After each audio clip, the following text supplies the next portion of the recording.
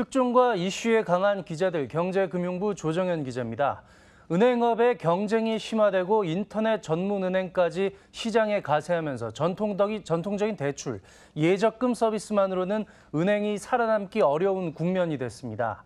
은행들도 신탁, 오토론으로 대표되는 신시장을 확대하고 플랫폼 전략도 다시 짜고 있습니다. 새로운 수익원, 고객 수요를 찾아내기 위한 은행권의 전략, 지금부터 자세한 얘기 시작하겠습니다.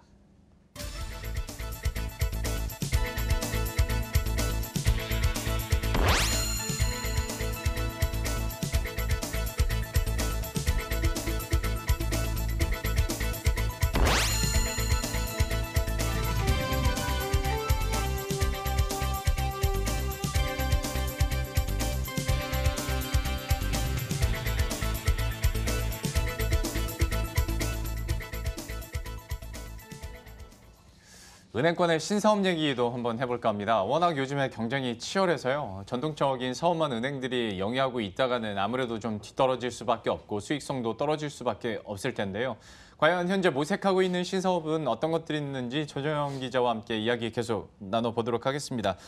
현재 은행들에서 나오는 신시장 개척이랄지 신사업들은 주로 어떤 게 있습니까? 네, 지금 서두에 간단히 언급한 오토론, 신탁 이런 것들이 있는데요. 그렇다고 이 시장들이 이 사업들이 올해 시작했다거나 이런 것들은 아니고 한 몇 년 됐습니다. 하지만 기존에는 크게 주력이라든지 아니면은 사활을 걸고 힘을 많이 쏟고 있었다든지 그렇게 표현하기엔 좀 부족한 부분들이 있었는데 지금은 비이자 부분의 수익원을 최대한 다양화하기 위한 이런 전략들이 아주 심도 있게 가동이 되고 있기 때문에 은행들도 지금 총력을 기울이고 있고요.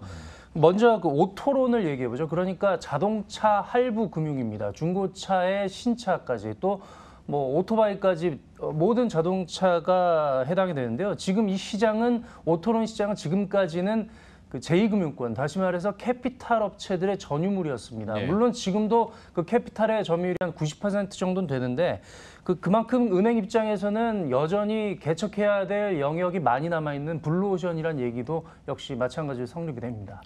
오토론 얘기를 해줬는데 이게 신차부터 중고차 그리고 오토바이까지 된다면서요? 하면 시장 규모가 이거 꽤 크겠네요. 오토바이 요즘에는 또 새 상품으로 또 캠핑카 카테고리 또 등장을 했기 때문에 계속 확장이 되고 있고요. 지난 2016년 기준으로 캐피탈 업권만의 오토론 대출 잔액이 20조 원에 달했습니다. 그리고 그 이후의 성장세 또 시중은행의 가세 등을 감안을 하면 지난해에는 한 30조 원, 연 30조 원 규모로 성장을 한 걸로 파악이 되고 있고요.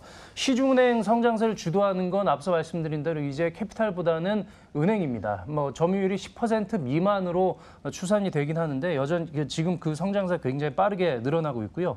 은행의 강점은 역시 낮은 조달 금리를 활용한 그 낮은 연금리입니다. 그 시중은행의 오토론 금리가 최저 한 연 3% 초중반인데 반해서 그 캐피탈 업체들은 4% 초중반 정도로 이 간격이 1%포인트 정도 벌어져 있습니다.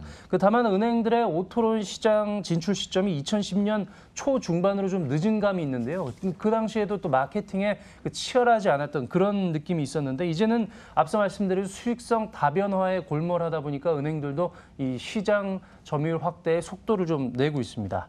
인천의 한 중고차 시장을 제가 찾았는데요. 이곳에서 만난 한 중고차 딜러는 최근에 체감적으로 은행의 비중이 굉장히 높아지고 있는 것을 10분 느낀다고 말했습니다. 직접 들어보시겠습니다.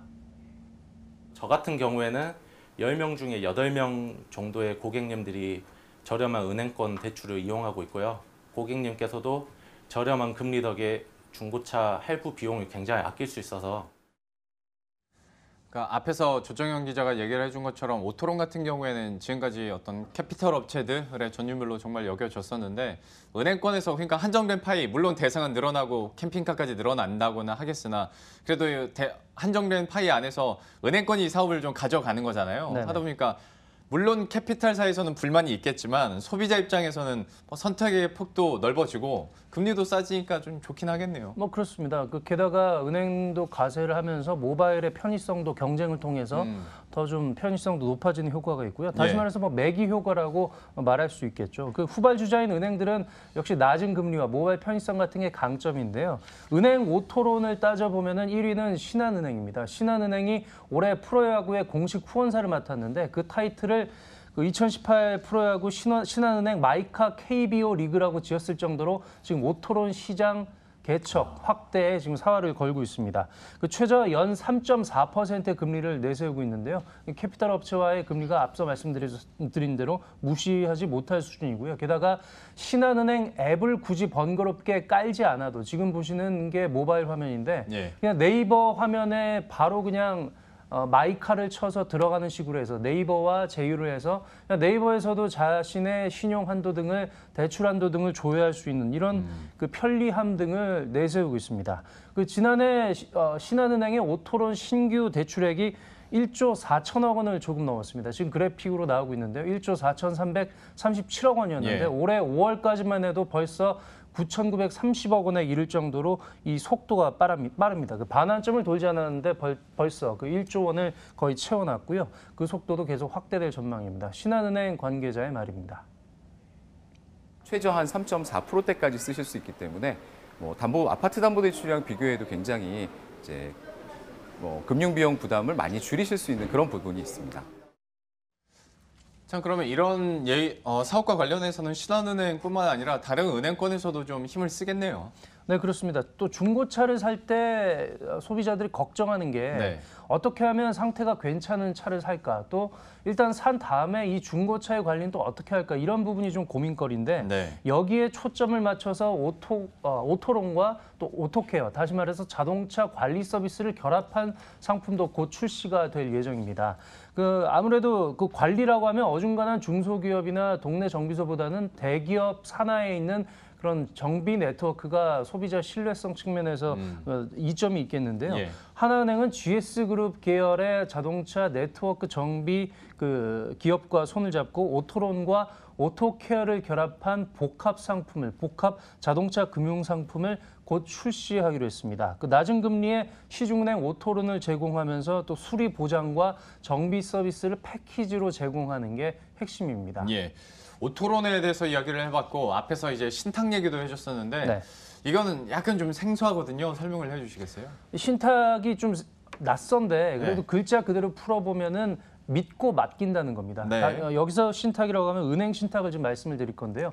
다시 말해서 은행의 고객의 자산을 믿고 맡긴다는 건데, 근데 이 자산에는 그 금전뿐 아니라 다양한 재산들이 포함이 됩니다. 부동산, 또 동산까지 포함이 되고요. 따라서 그 고객의 다양한 니즈를 충족을 시켜줄 수 있는 새로운 라이프스타일 금융상품으로 좀 각광을 받을 수 있고, 또 은행 입장에서는 최대 1% 정도의 수수료를 챙길 수가 있어서 최근에 이슈로 떠오른 비이자 이익 확대, 수수료 이익 확대라는 그런 측면에서도 부합을 하고 있습니다. 어떤 신탁 상품들이 있냐면 위탁자의 재산을 지정자에게 승계하는 유언 신탁이 있고요. 신탁으로 재산을 분할 증여해서 어떤 세금 절감 효과를 누릴 수 있는 그 증여 신탁도 있고, 또 심지어는 펫 신탁이란 것도 있어서 그 위탁자가 사망한 이후에도 위탁자의 모든 재산을 잘 관리해서 그 반려견이 여생이라고 하면 좀 이상한데 반려견의 여생을 예. 좀 더 안온하게 보낼 수 있도록 반려견을 돌보는 이런 뭐 강아지 관련한 그런 펫 신탁까지 다양한 상품들이 나와 있고 계속 발굴 중에 있습니다. 들어보면 신탁 종류를 다양화하면 은행 입장에서도 이 비이자 수익원으로 꽤 쏠쏠한 턱을 볼 수 있겠네요. 그렇습니다. 그런 만큼 은행들도 굉장히 그 경쟁이 치열한 그런 상황인데요. 그 지난 2016년 정도만 해도 4대 시중은행의 신탁 규모가 모두 합해서 180조 원 정도였습니다. 근데 이게 지금은 모두 230조 원 정도로 무려 50조 원 정도가 1년 반 만에 지금 불어난 그런 상황이고요. 순위도 엎치락 뒤치락한 상황입니다. 시작점에서 보면 우리은행이 제일 낮았고 예. 하나은행이 하나은행이 가장 높았네요. 가장 높았는데 이게 계속 엎치락 뒤치락하면서 지금은 국민은행이 근소한 차이로 신한은행을 제치고 그 업계 1위로 올라섰습니다.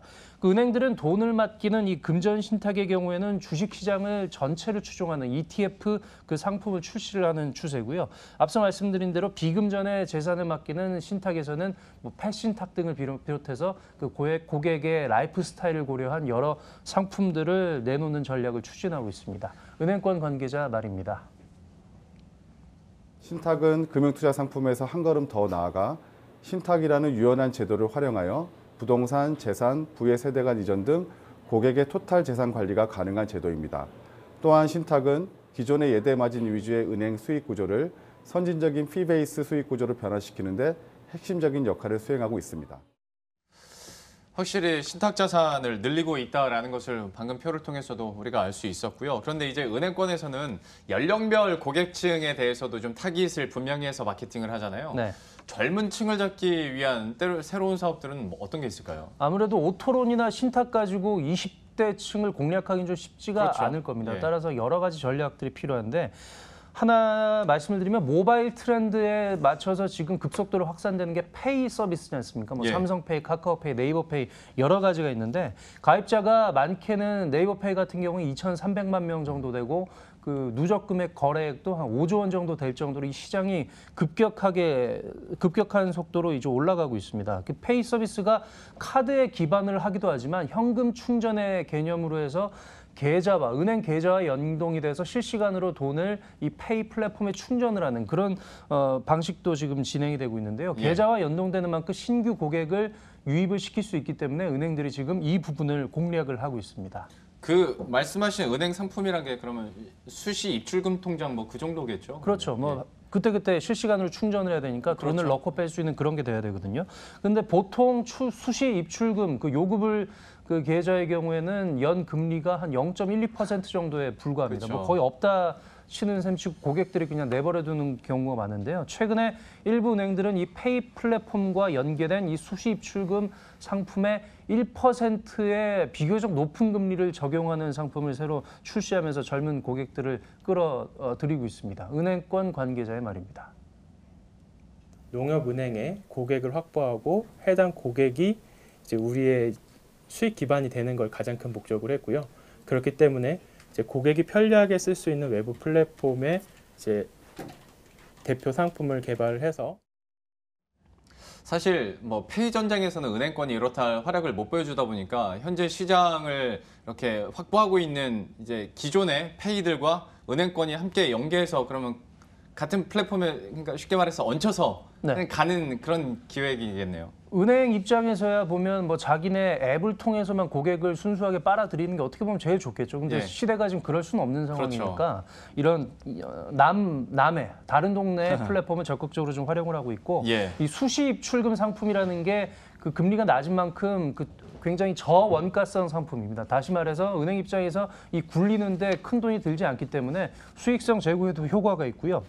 앞서 말씀드린 대로 페이 서비스가 여러 조작이나 절차에서 그 은행의 모바일 뱅킹보다는 편한 점이 있기 때문에 젊은 층이 이걸 많이 씁니다. 따라서 고객군을 확대하는 은행권 입장에서도 좋은 전략일 수가 있고요. 실제로 방금 인터뷰에 나온 농협은행의 경우에 그 지난해 말에 카카오페이와 연계된 상품을 출시를 했는데 불과 반년 만에 14만 계좌, 1,500억 원이 넘는 그 고객을 유치를 판매 실적을 기록하고 있고요. 가입자의 65%가 30대 이하여서 기존의 전략, 추진 전략과도 굉장히 부합하는 결과를 낳고 있습니다. 자, 은행들의 여러 전략들 보고 있는데요. 근데 생각해봤더니 지난번에 물론 내용은 다른 내용이었습니다만 기업 고객도 있는 거잖아요. 네네. 은행들한테는. 그러면 이들한테는 또 어떤 서비스나 또 상품들이 있습니까? 돈을 빌릴 여력이 되는 중소기업, 중견기업, 대기업에게 돈을 제때 빌려주고 담보 리스크를 최소화하는 게 은행의 본연의 목적 중에 하나입니다. 그런 차원에서 새로운 기술, 기법을 활용한 그 기업금융 서비스가 그 주목을 받고 있는데요. 최근에 활성화된 것 중에 하나가 동산금융이라는 겁니다. 기존에는 동산, 그러니까 부동산 이외에 뭐 기계나 설비, 이런 재고 같은 것들이 은행의 담보로 활용되기에는 그 고장이나 훼손의 우려가 있어서 그게 쉽지 않았었는데 이제는 사물 인터넷을 이용해서 실시간으로 어떤 카메라나 여러 센서들을 활용해서 실시간으로 이런 담보의 현황을 파악을 해서 이걸 담보로 삼아서 대출을 해주는 이런 상품들이 나오고 있습니다. 새로운 기업 여신 상품이라고 볼 수 있죠. 예. 소위 말하는 스마트 금융 안에서도 어떤 스마트 기업 금융 상품 정도로 얘기할 수 있겠네요, 이건. 네, 그렇습니다. 국내 중소기업이 갖고 있는 그 담보, 동산 담보의 규모가 600조 원 정도로 추산이 되는데요. 예. 지금까지는 대출 담보로 활용된 동산이 겨우 2천억 원 정도에 불과한 걸로 정부가 파악을 하고 있습니다. 예. 정부는 앞으로 4년 안에 이 담보의 규모를 한 6조 원까지 늘리기로 한 만큼 앞으로 이 관련 상품이 계속 출시가 될 것 같습니다. 기업은행 관계자 말입니다. 은행권에서는 가장 큰 어려움이 그런 담보물 관리에 대한 어려움이었는데 이번에 이제 새롭게 그런 이제 사물 인터넷 기반의 이제 IoT 기반의 기술이 접목되면서 그런 이제 담보물 관리에 대한 안정성이 크게 이제 강화됨에 따라서 이런 이제 담보물 관리에 대한 은행에서는 확신만 생긴다면은 뭐 충분히 뭐 활성화가 잘 될 거라고 보고 있고요. 예, 이렇게 해서 오늘은 은행권에서 더 확대되고 있는 신사업에 대한 내용들 조정현 기자와 함께 알아봤습니다. 오늘 말씀 고맙습니다.